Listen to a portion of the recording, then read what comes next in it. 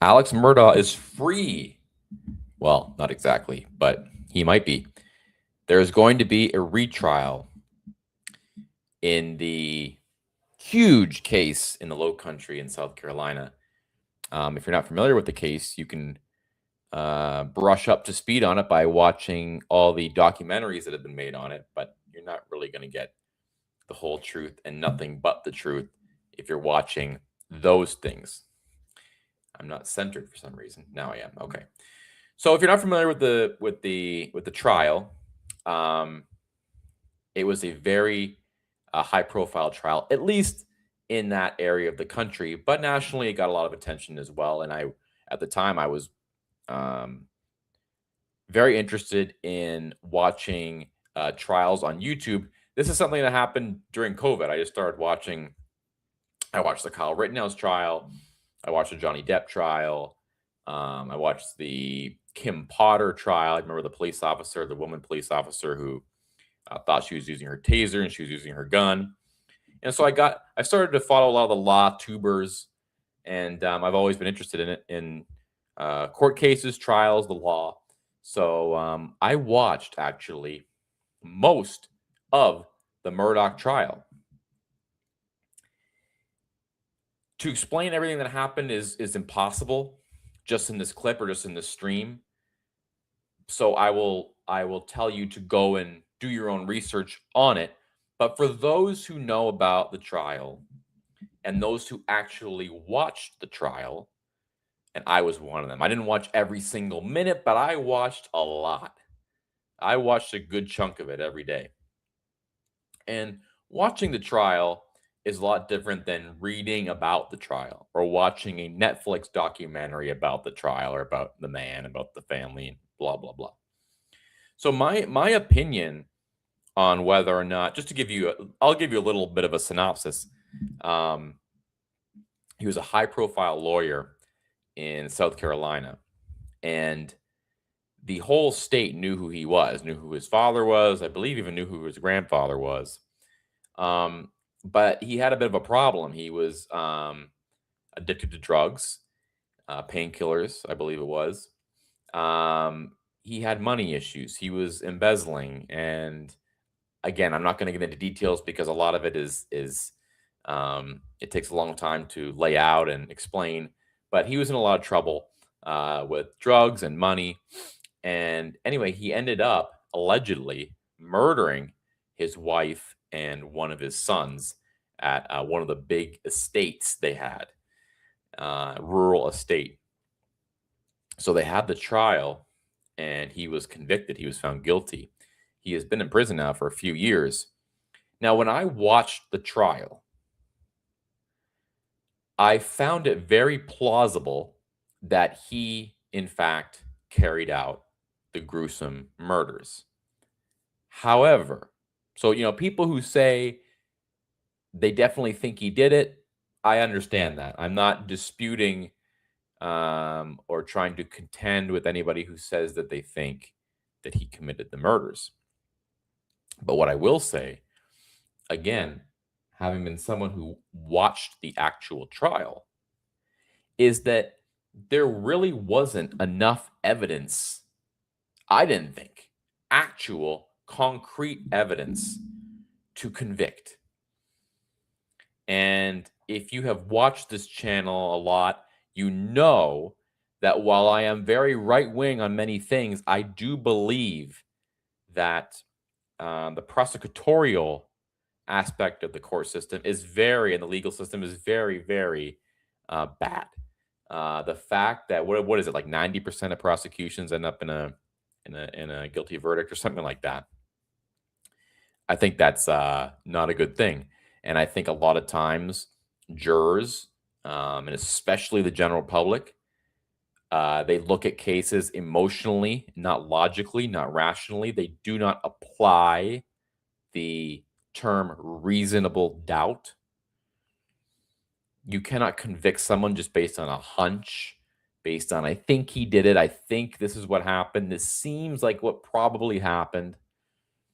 There's a reason for reasonable doubt. Andrew Branca did a great piece on this, and this I think happened. He did this piece right after the Murdaugh verdict, and he basically laid it out, saying, "Look, you don't really care if a man gets convicted on not quite reasonable doubt until something like that happens to you, and then when you're tied up in the legal system, heaven forbid, and you have to deal with the reasonable doubt and your jurors, your peers judging you and watching your every move, watching what the media says about you, then things get really bad really fast because you could find yourself in a situation where you really did not do the thing they're accusing you of doing. But all of a sudden, if 12 people think that, yeah, this probably happened, then all of a sudden you're spending the rest of your life in prison. Obviously, this is a very extreme example, but I think it's worth thinking about. We cannot be jumping to conclusions. My first experience with this, because I like to think I'm quite young, but the first court case that I really watched was the Casey Anthony trial. And I was kind of shocked because of course it was a high profile trial and so many people were watching it, especially down here in Florida.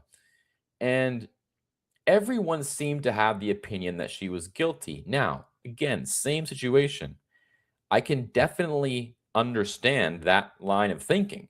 I can definitely understand people thinking that she was guilty.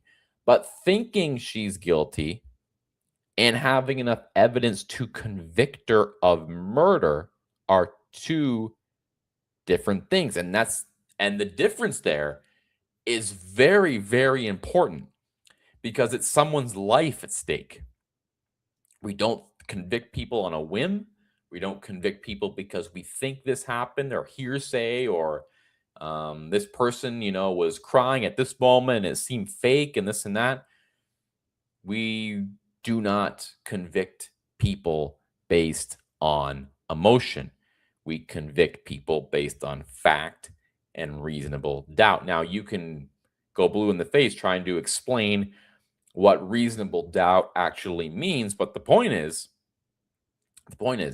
if there is not enough evidence to convict somebody, you cannot convict them.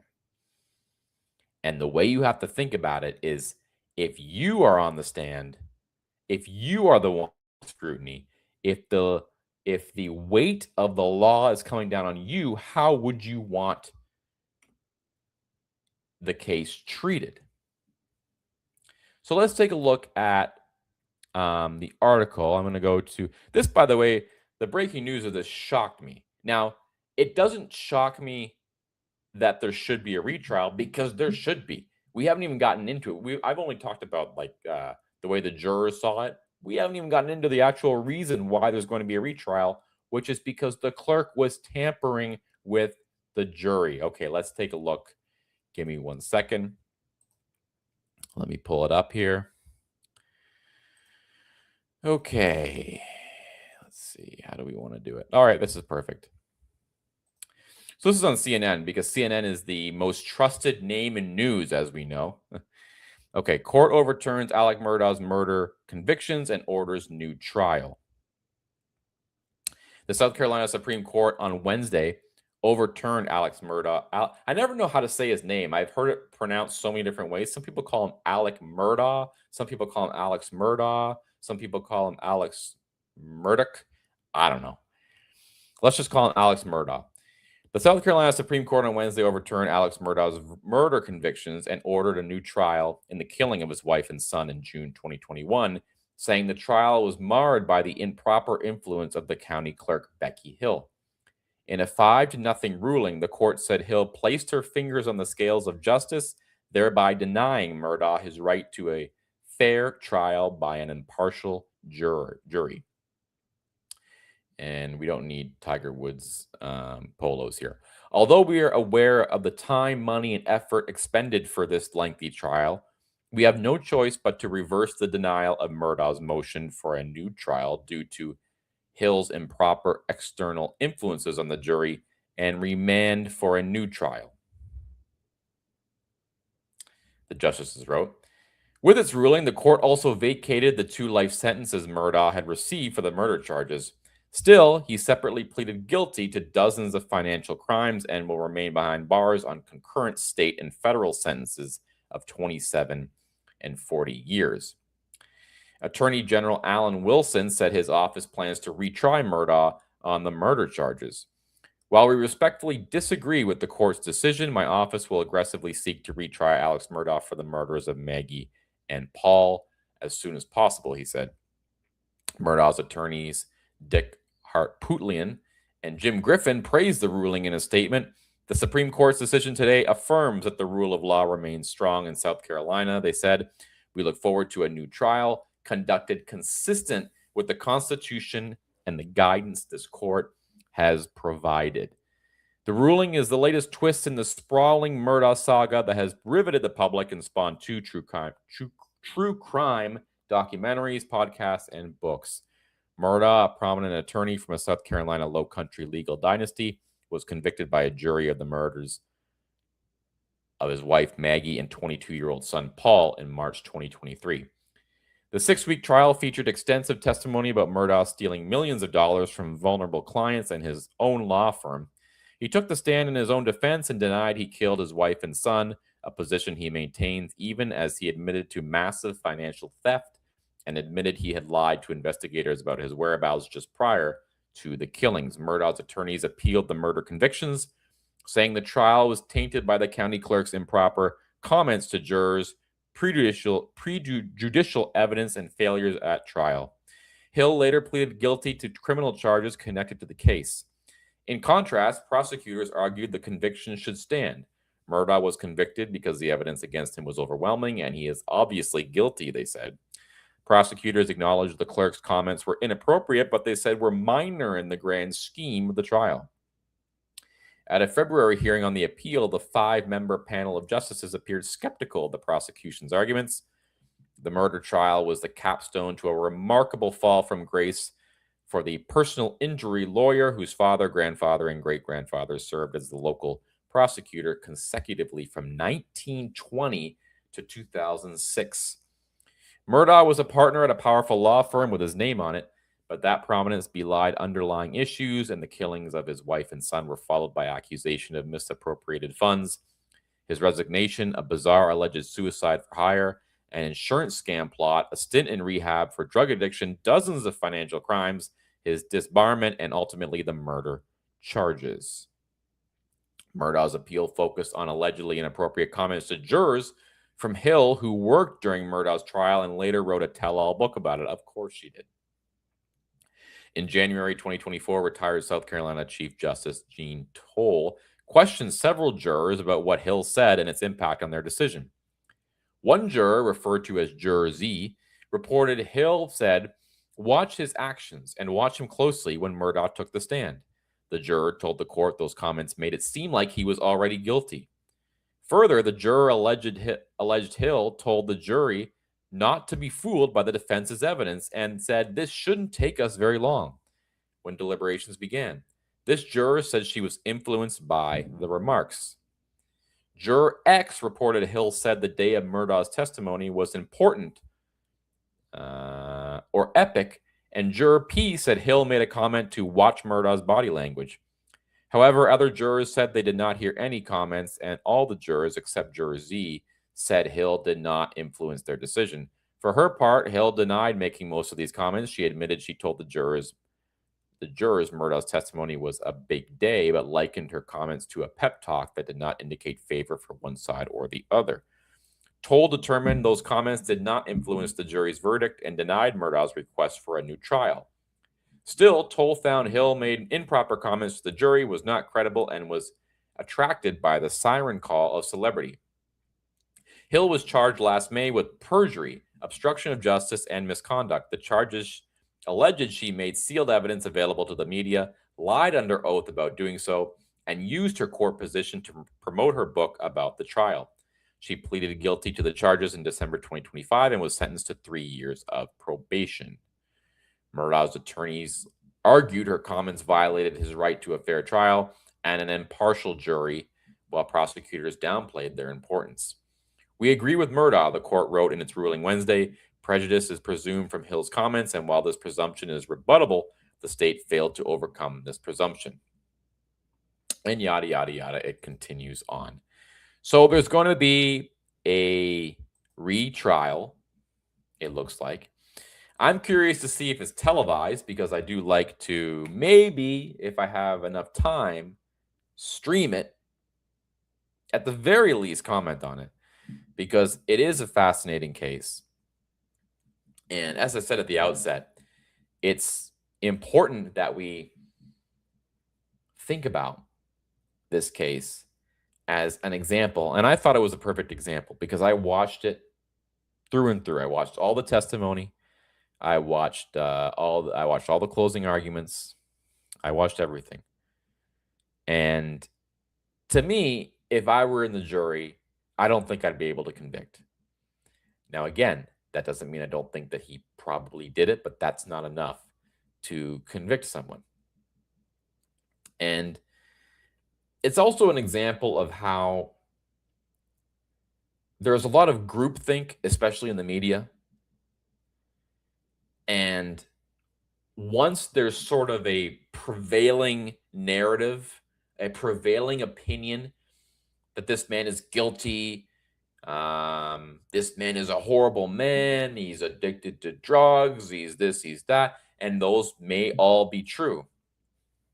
But I want to tell you that the combination of watching that and then watching what happened to Trump in his trials, it really started to scare me a little bit, because you start to see exactly what the legal system can do when everyone has come up with their idea of what the truth is without actually looking into the truth. Now, again, you can make the argument either way. But what I saw was a rush to judgment.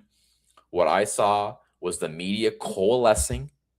I saw people like Eric Bland, who you can find him on Twitter, find him on X, just totally shilling off this whole thing, pretending to be the defender of the families impacted by Alec Murdaugh's crimes. I mean, some of these lawyers are just the slickest, worst ever.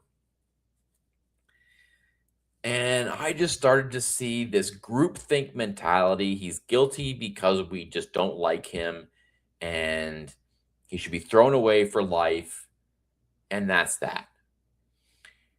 And what's worse and what's more is that attitude was the same attitude that the clerk had.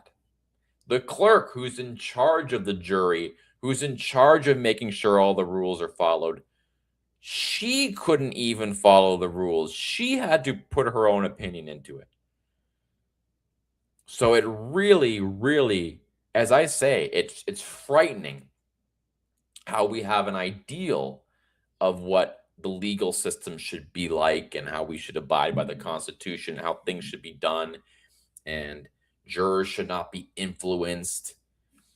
And there's something called reasonable doubt, and the instructions need to be read clearly to them, and they have to be sequestered. And I know there's all different, rulings on this, and I'm not a lawyer. I don't know. Admittedly, I'm not a lawyer. I'm just a layman commenting on this. But I mean, in today's age, to not have answer just seems crazy. But then again, in today's age, even if you sequester them, they're still on their phones. They're still seeing all the media frenzy around the case.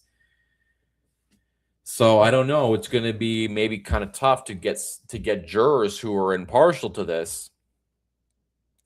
And you're also reminded the guy's already going to prison for his financial crimes. So it's kind of like it's not like in the event that this retrial ended in an acquittal, that he would be released and he would be free. That's not going to happen. But I do think that this was absolutely the right decision. Does that mean I think he did not commit the murders? No, not necessarily. Just so people understand. Do I think he committed the murders? Probably. Like it points to that. But again, if I'm a juror, you have to have a different mindset. When you're a juror, you have to remember that you cannot convict people on feelings, on emotions, on gut instinct, on gut feel. You cannot convict people based on that. And no matter how many times the law and the rules and the etiquette and the premise is stated, people still act emotionally. That's how they are. That's how they do it. That's how they come to their decisions, whether they're voting or whether they're in a jury. It doesn't really matter. People are not operating rationally. And so that's why, to me, it would be an incredibly unnerving and scary thing to have 12 people who are making their decision based on emotion deciding if you're going to spend the rest of your life in prison or not. I mean, that to me is just, that's a situation I would never want to be in. But as we see, it happens over and over and over again. We watched the Kyle Rittenhouse trial. We watched Alec Murdaugh. We watched Kim Potter. We watched them all. What was the other high profile one? Of course, we watched the Johnny Depp one, but the Johnny Depp one was just celebrity crap, right? But I went on a string there where I watched a ton of them, and I quite enjoyed like the law tubers. I don't know if you've heard of Nick Rekieta, and then there's Andrew Bronca, who sometimes I get in a little bit of a tussle with on X about different things. But there's a group of them. There was the woman law tuber. What was her name? The blonde woman. They all ended up getting in fights with each other. By the way, it didn't end well. They were all friends. Like at the beginning of the Kyle Rittenhouse trial, it was like there was like 20 of them, like a Zoom call of 20 of them. And they're all talking about the cases. They're all sharing their expertise and they're answering super chats. And let me tell you how that all ended. That all ended with them all fighting with each other. All the whole Zoom format was gone. It was just their own individual channels. Maybe some of them paired off with one another and stayed friends with some. Nick Rekieta, who was the leader of the whole group, and the reason everyone else became famous because it was his channel that covered the Rittenhouse trial and made them all famous and made them all a lot of money, ended up becoming an addict. Maybe I should say alleged addict. It was clear he was going through a lot of problems because he was streaming live going through those problems. But then now he's back and now he's sober. And look, it's one of the hardest things to do on earth. And he did it. So I have great respect for Nick. And I'm so glad he's back. I'm so glad that I'm seeing his clips again. I'm seeing his commentary again, because he's a really interesting streamer, and I really enjoyed his work on all those trials. And I'm interested to see if he ends up covering the Murdaugh retrial. I don't even know if the Murdaugh retrial is going to be televised. I don't even know if there's going to be cameras in the courtrooms. But too bad we don't have. What was her name? What was the woman's name on Law TV or Court TV or whatever it's called? Now she's with Fox News. Oh man, I can't remember her name. It's on the tip of my tongue. But anyway, we won't have her covering it for Court TV or whatever it was. But she's probably going to be covering it for Fox News now because she works for Fox News. What was her name? Now it's really bothering me. Chan. Why do I think Chanley Painter? Chanley Painter was her name. Can you believe I remembered that? That's like a really crazy, unique name, and I just popped right back into my head. So anyway, I wanted to pop on and talk about that a little bit. That I was just totally blindsided by that. I mean, and if there is a silver lining to the whole thing, I started out by saying that it's kind of crazy how the legal system is, like how you can just be convicted because people have a gut instinct or an emotion about like some crime you committed or something, and they just find you guilty without really even having any evidence for it. Um, but the good thing is that look, this guy, and again, this is not sympathy for Alec Murdaugh. I'm talking about the legal system in general. It is encouraging, to me at least, that you can be convicted of a crime. And if something untoward was happening, like it was here, the clerk was influencing the jurors. The clerk was literally telling the jurors, hey, watch his body language. Don't buy anything he's saying. Let's wrap this up quickly. It's encouraging to me that that is coming out and that there is going to be a retrial. So if there is something like that that happens, it is possible that it will be found out. If anything was untoward, if it wasn't on the up and up, then they'll have another trial. And it's to me, it shows that the system does work.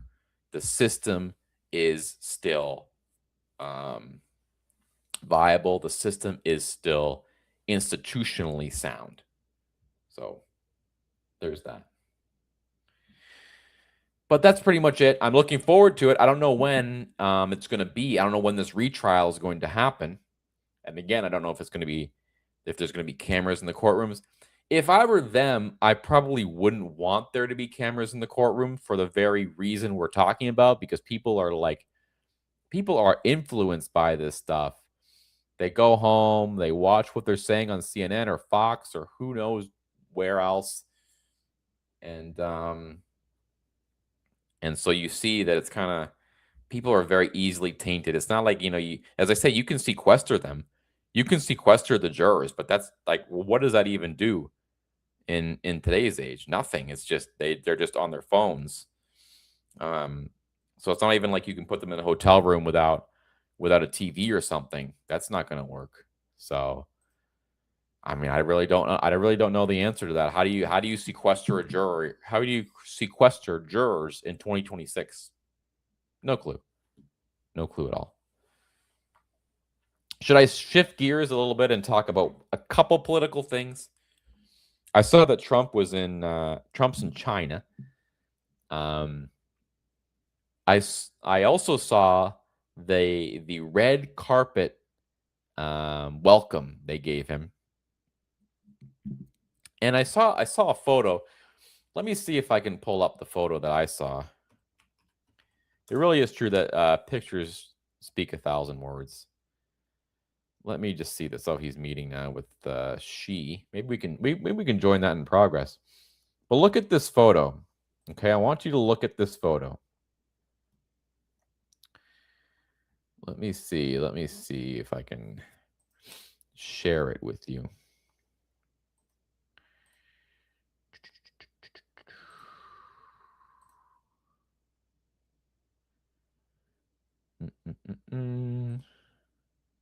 Why isn't this working? Hang tight. Give me 1 second.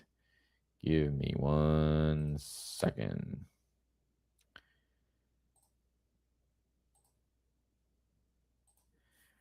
It's weird how it won't let me just flip it to the other one. All right. Look at this photo. This is a Getty Images photo. Now, do you have any doubt that there are only two superpowers, two world superpowers? Okay. All the opinions of the Europeans and whoever else, it doesn't matter. This is everything right here, okay? Trump, USA, China, Xi. This is the negotiation. This is where the world is spinning. This is the axis of which the world spins. This is the leader of America. This is the way they welcome him. And they welcome him like this for a reason, because this is superpower. This is power, prestige, and honor. And, say what you want about China, they understand all that. Like, they totally get that whole thing. And they know about negotiations. They know how to negotiate. They're not messing around. They're absolutely not messing around, these guys. Okay, won't let me make it bigger. Okay, whatever. So Trump's in China. Let's see. Do we want to try and see if we can join it in progress? Maybe there's like a press conference or something. I forgot that the time changed. Oh yeah, okay, we're live. Let's do it. Let's join. 1 second. Give me this. Share tab. Oh, there we go. Share this tab instead. I finally figured out how to do it. What, 5 years in? All right, give me 1 second. We're gonna make that full screen. Take me out of it.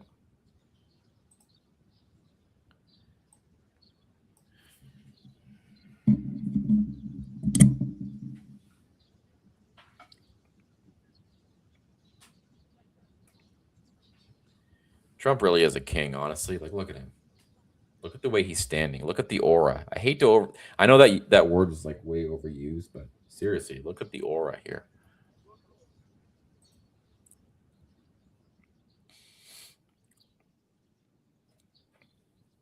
I don't know why the weather in China always looks the same either. It's like it's always that hazy thing.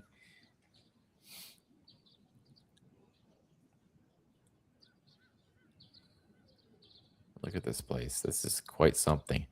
Trump's going to get some ideas looking at this. He's going to be like, I wonder if we could turn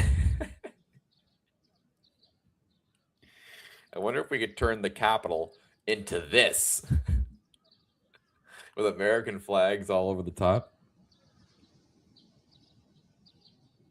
Should I change the title of the video? People are going to like, oh, we've got drums. Yes. He's going to have everybody in formation like this.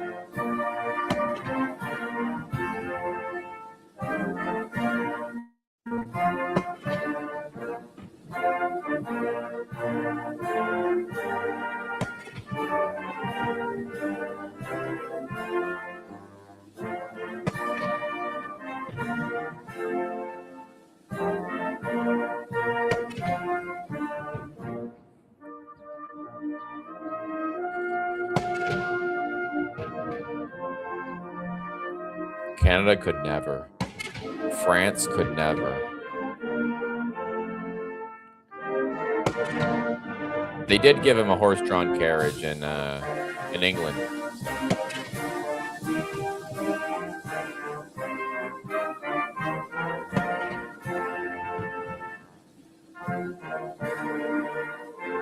I kind of want a press conference.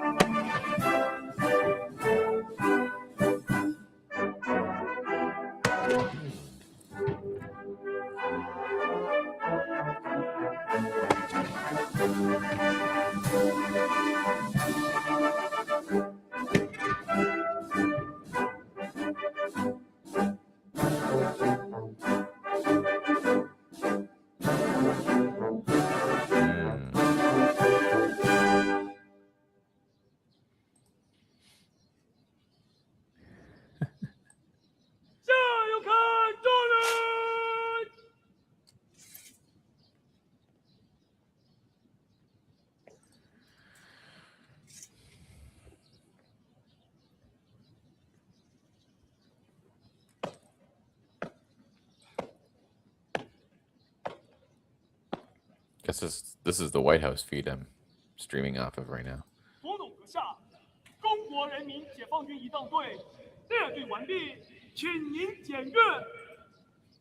Translation: Welcome, Emperor Trump.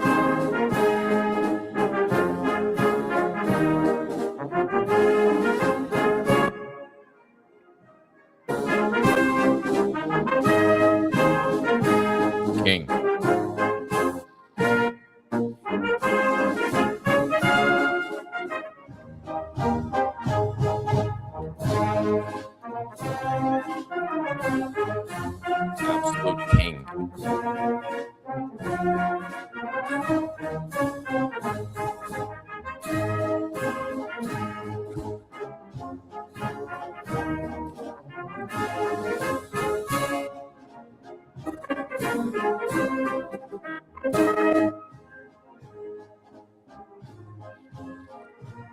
Everyone salute the king.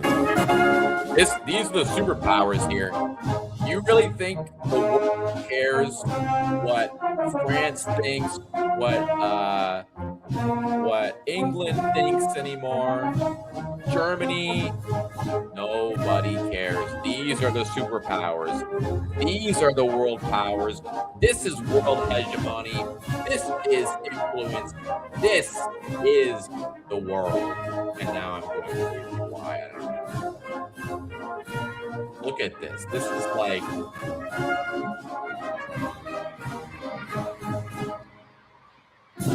Trump arrives in Europe and he's got to like probably step around like drug addicts in the streets or something. He arrives in China and they've got like these kids who have rehearsed jumping up and down for like a whole year.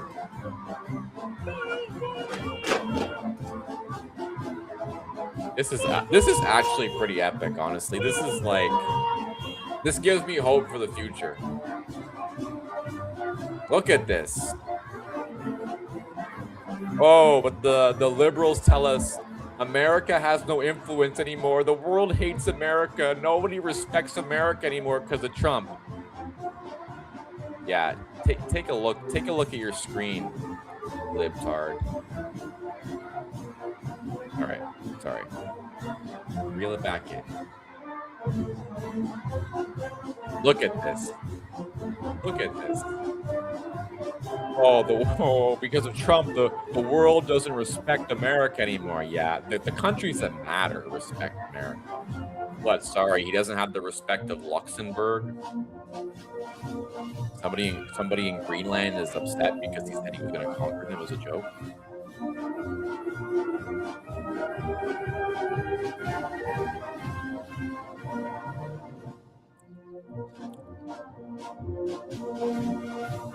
Communism is really bad, but it's okay.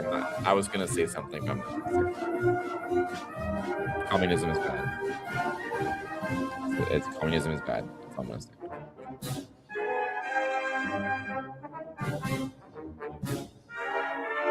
Wow. How long was this planned for? I can't imagine this was an impromptu visit. Do you think they can just whip this up overnight?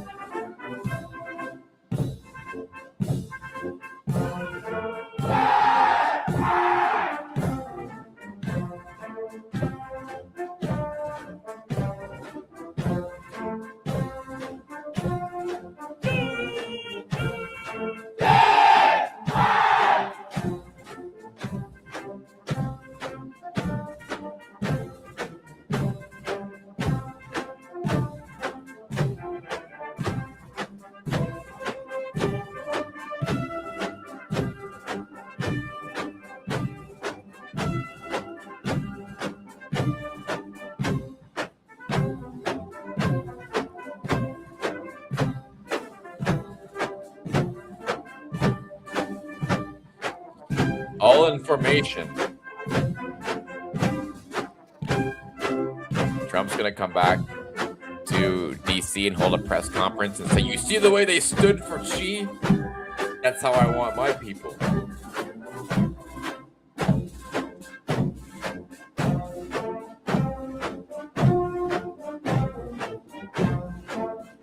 Okay, pretty epic. Pretty cool, honestly.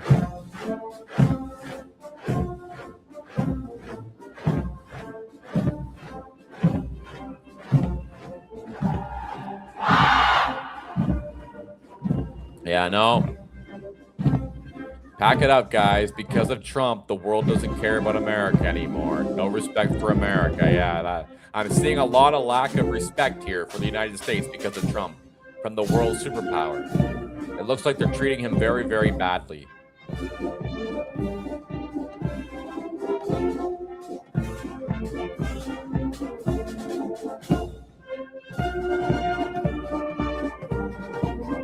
looking at that picture, and he's like, if I found a nice frame.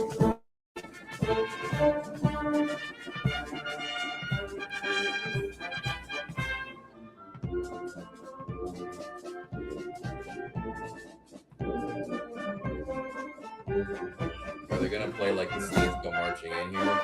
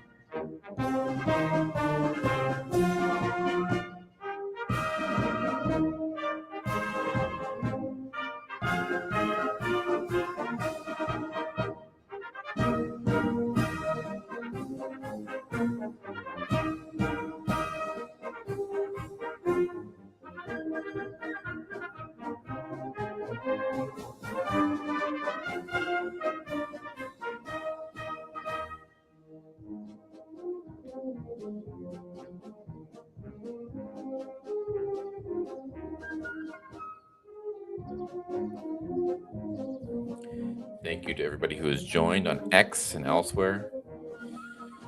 Follow, subscribe, like, comment. I'll read all the comments. I'd be remiss if I didn't say it. But otherwise, enjoy this incredible production by the Chi-Coms.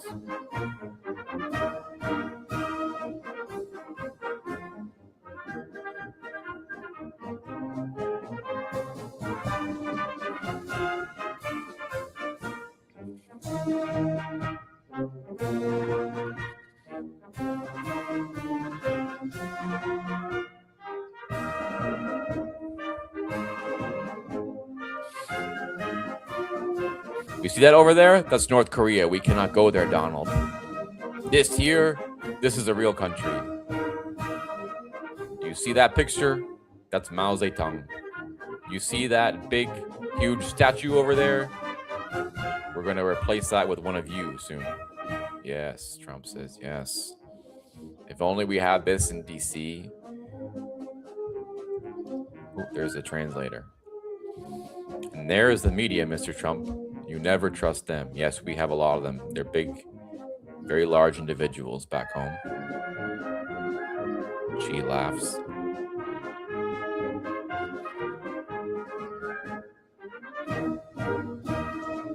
All right.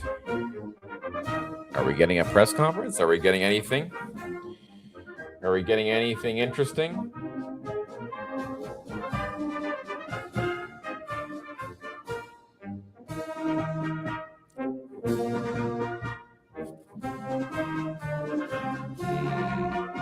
Yes.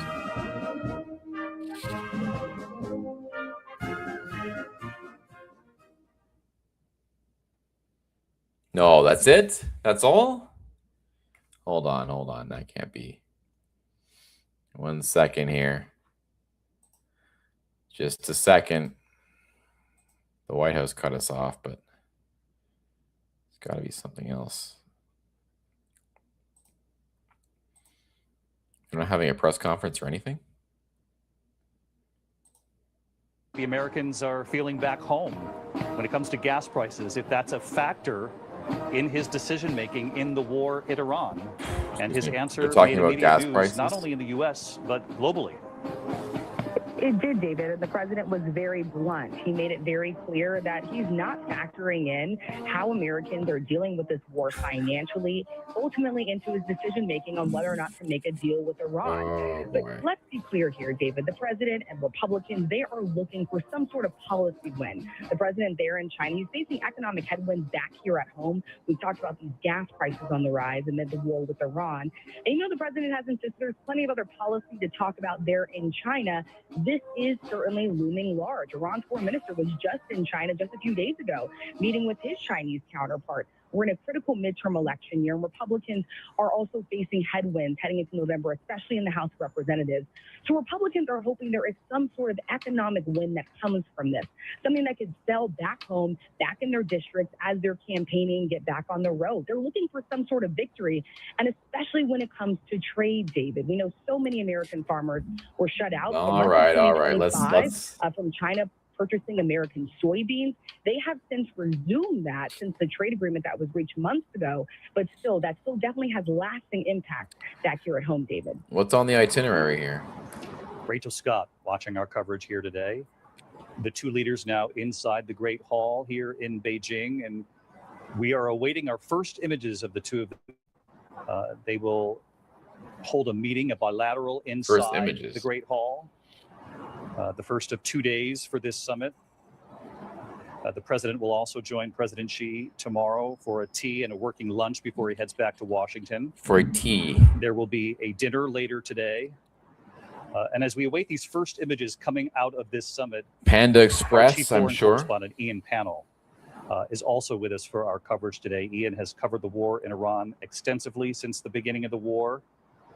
And Ian, there's no question that as the world watches these two leaders... All right, I don't really want to watch these guys. And they would like this to be about trade, about two economies, and certainly with this U.S. delegation, including Elon Musk and Tim Cook, and the head of NVIDIA, who was added at the last minute. Certainly the U.S. wants the world to focus on the economic parts of this summit. So many things I could say, but won't. But everyone very aware of the global impact of this war. And look at this table. This is the table for the heavy hitters. Even actually not just the war in Iran. I think in some senses the contrast between President Trump's first meeting with President Xi and the situation today, 10 years later, is very stark. In some senses, this is a diminished America. I think its influence, if not its power, is now in serious doubt, not just from its adversaries, but also from its friends. I mean, President Trump failing to end the war between Ukraine and Russia, China, of course, an ally of Vladimir Putin. And as I we're think talking right now, Ukraine again under. We're going to turn the volume down because I don't want to hear them. Oh, there's Bassett and Hegseth and all the whole cast of characters there. I don't know. I'm going to keep my eye on it and see if we have anything interesting. If I have any parting comments about it, it's kind of what I was saying when it was all happening, is that you hear all this stuff about how the United States is not respected anymore. Hold on one second. You hear all this stuff about America's not respected anymore because of Trump. The world doesn't look at America the same way. The reverence is gone. It's not a superpower anymore. Blah, blah, blah, blah, blah. But then when you see something like this, you're really reminded that that's just a bunch of crap that haters of the president say, haters of America say. The United States is still a superpower. Yes, China is also a superpower. There's basically two superpowers. It's not a world hegemony for America, and it's not world hegemony for China either. But as I said, this table is where all the heavy hitters are in the world. And look at the red carpet welcome they gave to Trump. How can you say that the world doesn't respect America? When liberals talk about the world respecting America, they mean like all their European liberal countries. They mean France, Greenland, Germany, the EU, basically the entire EU, because they have disdain for Trump, that the world doesn't respect Trump anymore. Well, no. I mean, who really cares what those countries think, honestly? Like, yes, there's trade relationships and all that, but you should be really worried about what China thinks, what India thinks, yes, in a way, what Iran thinks. That's what they should be thinking about. And I don't think China sees the United States in a dimmer light because Trump is there. I think they're probably thinking to themselves, wow, finally the United States has someone in charge who is even attempting to negotiate, who has a little bit of toughness and a little bit of desire to get a good deal for his own country, as opposed to the rest of the leaders who have just like let us do whatever we want for the last 30 years. Okay, they're all sitting at the table. Let me see. 1 second. I'm gonna turn it. Maybe should I turn it back up again? I think I took it out right at the wrong time. Let's see what's going on. Let's check in here.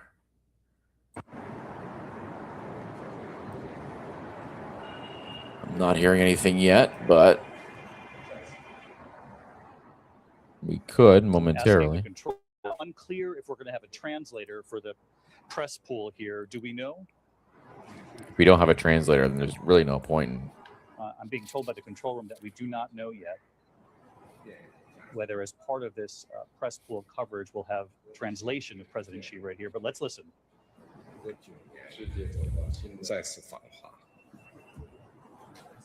我们的会面现在可以说是举世瞩目。当前百年变局加速演进，国际形势是变乱交织，世界走到新的十字路口。中美两国能不能跨越所谓的修昔底德陷阱，开创大国关系的新范式？能不能携手应对全球挑战，为世界注入更多的稳定性？能不能着眼两国人民的福祉和人类 I guess no translator. Seems like it. 共同开创两国关系的美好未来？这些可以说是历史之问、世界之问、人民之问，也是我同您作为大国领导人需要共同书写的时代答卷。今年是美国独立250周年，我向你和美国人民表示祝贺。我始终认为，中美之间的共同利益大于分歧。中美各自成功是彼此的机遇。中美关系稳定是 Mr. 世界 President, I look forward to our discussions on major 双方 issues 合作 important to our two countries 共 and the 同 world, 举商，共同为中美 and 关系 working 当中 together with you 不是对手，领好航， to 相 set the 互 course 做 for 好做， and steer the giant ship of China-U.S. relations, 时代大 so 国 as to make 正确向 2026成为中美关系继往开来的 a historic landmark year that opens up a new chapter in China-U.S. relations. 世界的重大问题，我就先说 I will pause here and hand over to 共 you, 同为中美 Mr. 关系 President. 这艘大 Thank you. 船领好航， Well, President Xi, I want to thank you very much. 让 First of all, 2026年 that was an honor, 成为中美关系继往开来的 and I think I was particularly impressed by those children. They were happy, they were beautiful. Okay, here we go. The military is obvious; it couldn't be better. But those children were amazing, and they represent so much. And I know they represent so much to you. You and I have known each other now for a long time. In fact, the longest relationship of our two countries that any president and president has had. And that's, to me, an honor. We've had a fantastic relationship. We've gotten along. When there were difficulties, we worked it out. I would call you and you would call me. And whenever we had a problem, people don't know, whenever we had a problem, we worked it out very quickly. And we're going to have a fantastic future together. Such respect for China, the job you've done. You're a great leader. I say it to everybody. You're a great leader. Sometimes people don't like me saying it, but I say it anyway because it's true. I only say the truth. And I just want to say, on behalf of all of the great delegation that we have the greatest businessmen, the biggest, and I guess the best in the world. We have amazing people, and they're all with me. Every single one of them. We asked the top 30 in the world. Every single one of them said yes. And I didn't want the second or the third in the company. I wanted only the top. And they're here today to pay respects to you and to China. And they look forward to trade and doing business. And it's going to be totally Little Marco reciprocal on can our be behalf. seen on the right side of the So I frame really there. look very much forward to our discussion. It's a big discussion. There are those that say this is maybe the biggest summit ever. They can never remember anything like it. I can say in the United States, people aren't talking They've about never seen anything anything else. like it. But President's it's an honor visit to to be China. with you. It's an honor to be your friend, and the relationship between China and the USA is going to be better than ever before. Thank you very much. Thank you. There you have it. President Trump accepting the invitation, greeting President Xi there, calling President Xi a great leader, saying people back in the States get upset with him for saying that. Some people, he said, but he will say it anyway. He also pointed out that he brought business leaders from the United States and said to President Xi of China, we have the best in the world. Now huddling there, conferring with Secretary of State Marco Rubio, talking about trade, business, the economy. There with President All right, Xi. I But think of that's course, all a we're lot of going to the get other issues tonight, that will but come up here, including the economies of that's both honestly countries, fine. the war in That's Iran, fine. whether or not China will be willing. So, as I was saying, that all this stuff about the United States being looked down upon now, that's basically like leftist, globalist nations that think that.